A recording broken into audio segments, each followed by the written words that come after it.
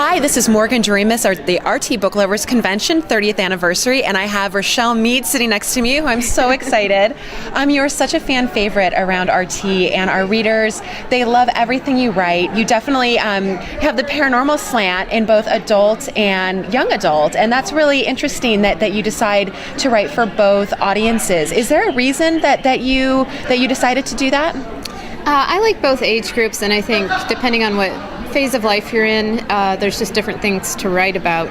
Even though at the heart of it, the core things you feel, the love, the sorrow, I think those actually are pretty consistent. Like everyone feels those no matter what age you are. So those are always, strong in my books. But the experiences of a 17-year-old, I can tell a different story for them versus a 35-year-old, and so it's fun to change the context and work in different groups. And then also a teen that falls in love with your work, she can, like, when they get older, they can follow you right into your adult books. That's true. That wasn't by design, or it wasn't a master plan of mine or anything. It just works out nicely. And I've got crossover in both directions. There's adults reading the teen stuff and teens moving on, and so it's just fun. And ultimately, I just try to tell a good story, and we see what age group grabs onto it. Well, you're publishing a great story. We reviewed a Gameboard of the Gods in the RT magazine, and it got a top pick.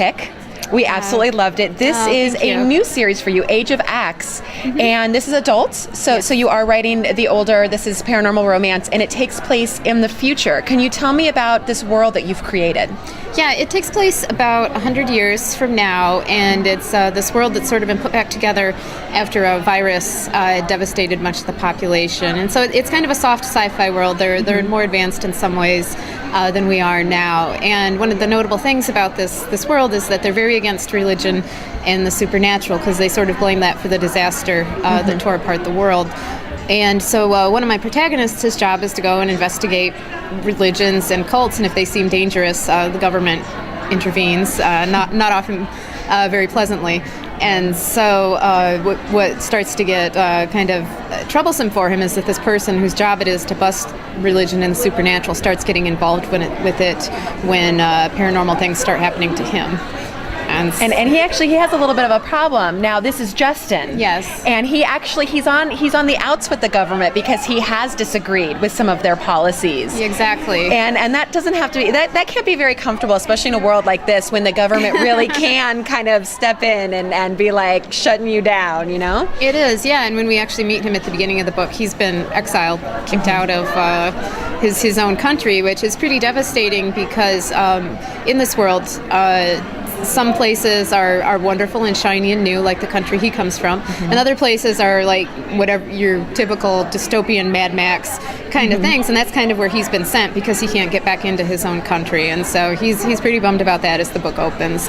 But then this opportunity comes for him to get back home, and that's where he stumbles into all these supernatural happenings that are starting to pop up in the world. One of the things I love about this book is your heroine. She is a heroine with a capital H. Yes. And she is a military expert. So she's one of those people. Does she know like 16 ways to kill you with a pen? Is that she does. May? That is the kind of person she is. Yeah, and it's fun because she is this super soldier of the future, and at the same time we find out she comes from this very aristocratic kind of coddled background where girls are primped up and displayed, for the highest bidder, so to speak. And then here she is. She ends up in this very powerful, commanding role, which you wouldn't have expected a young woman from that background to come into. And so it's fun because I love the dichotomy that you can do within a character like that. Because I think very often, you get that tough girl and everyone says, oh, all tough, but right. She can dress up for a party. She knows how to do that. That's where she came from. And I think it's fun to have characters that have these seemingly contradictory traits within them. Is it hard for Justin, when May shows up and she is a super soldier, is it hard for him to understand that in a lot of ways she's his equal and that's okay, but when it also comes to like the fighting and physical things, she's just as competent, if not more competent, and for him being a male, is that hard for him to kind of accept from this female heroine? I don't think he has a problem with it. In fact, he is the kind of person, being like a government agent who's always had a military backup from others. He's kind of used to that. He goes in as the bureaucrat and is used to others being the muscle. But I think actually what happens is he's almost inspired by her in the sense that he wants to learn to defend himself. Not exactly like, oh, he's going to go out and take lessons, but he's always been fine, I'll sit back.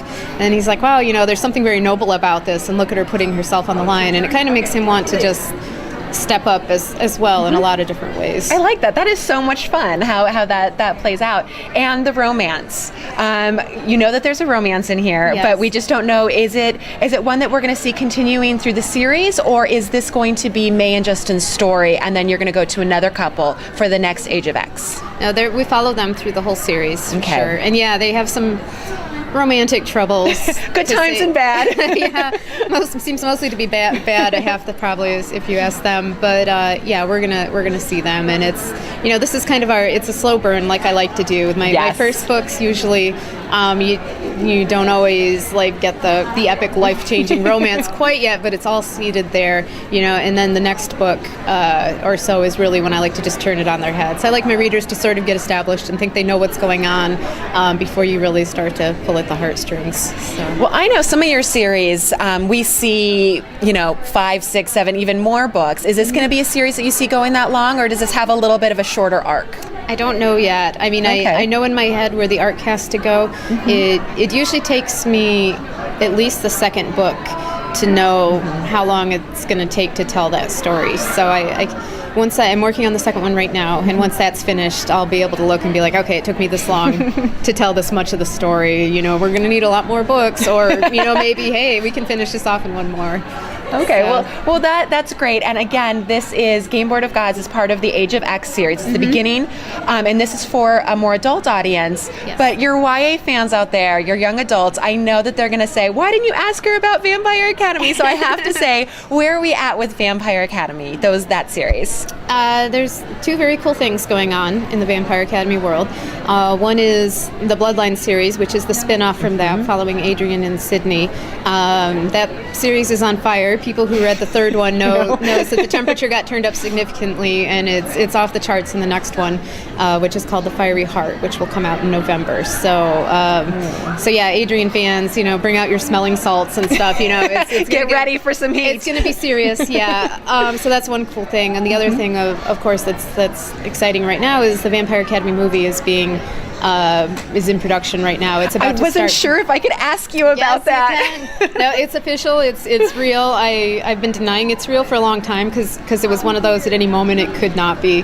But they're building sets, they're designing costumes. It's going to start filming at the end of this month, and we've got a scheduled release for Valentine's Day 2014. That's amazing. And have you seen any of the sets or met any of the actors that are going to be playing in the movie? I have not. I'll probably do a set visit this summer and get to see everything coming to life, which is just it's going to be mind blowing. I was going to say that's got to be one of the most gratifying things to know that your fans love it so much that they want not only the books to read about it but to see it on the big screen. Oh yeah, they are, and they're so I feel so just humbled by the passion of my fan base that they love it so much, and they are so tuned into everything with this movie because they want to see it done justice, and so each character choice and everything, all the fans are so involved and excited about. And I think it's going to be good. I know each time there's a new casting choice, there's always people like, no, that's not quite what it looks like in my head, and that's going to be inevitable. But I think what we're going to see is that just the spirit and like the quality of these actors, like I think they've nailed who these characters need to be. The people working on this are so thoughtful with all their choices. There's nothing like, oh, just grab someone.